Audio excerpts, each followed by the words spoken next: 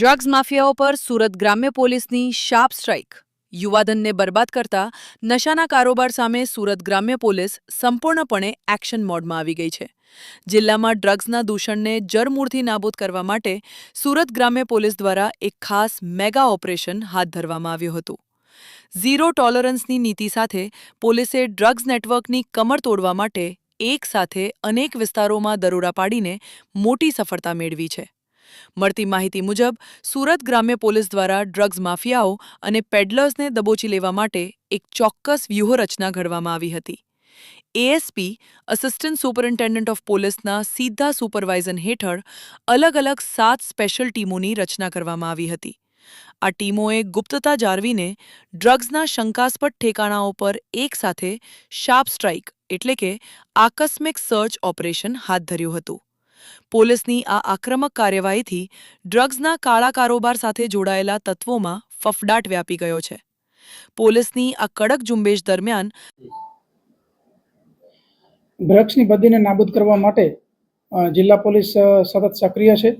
આ વર્ષની અંદર અત્યાર સુધીમાં 29 જેટલા એનડીપીએસના કેસો કરવામાં આવેલા. એની અંદર મોટાભાગના ક્વોલિટી કેસો છે.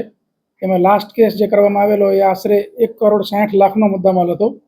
પરંતુ ખાસ એ બાબત એની અંદર હતી કે જે પેડલર છે કે જે ખૂબ નાના નાના પેકેટ્સ લઈ અને ચોરી છુપીથી ટાર્ગેટેડ ડિલિવરી કરતા હોય છે, કે જે કન્ઝમ્પશન કરતા હોય એવા વ્યક્તિનો સંપર્ક થઈ અને એને જે તે જગ્યાઓ પર એકદમ નાના પેકેટ્સમાં પહોંચાડતા હોય છે.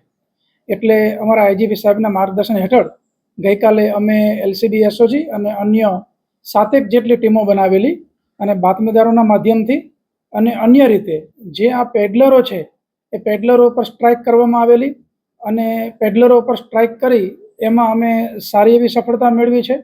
7 જેટલા એનડીપીએસના કેસ એક જ દિવસમાં કરવામાં આવેલા છે, જેની અંદર ક્વોન્ટિટી નાની છે. પેડલર પાસે ક્વોન્ટિટી નાની જ હોય છે, નાના પેકેટ્સની અંદર એ લોકો ડિલિવરી કરતા હોય છે.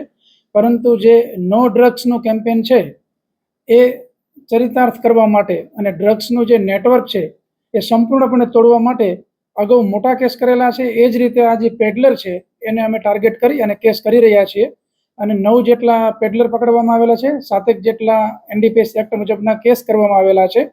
એક વ્યક્તિનો જે ઇતિહાસ છે એ ગુનાહિત છે, અગાઉ પણ એની વિરુદ્ધમાં એનડીપીએસના કેસ થયેલા. અને આ અમારી જે સ્ટ્રાઇક છે એ અવારનવાર કરવામાં આવશે અને સુરત ગ્રામ્યની અંદર ડ્રગ્સનું જે કંઈ નેટવર્ક હોય એને સંપૂર્ણપણે ધ્વસ્ત કરવામાં આવશે.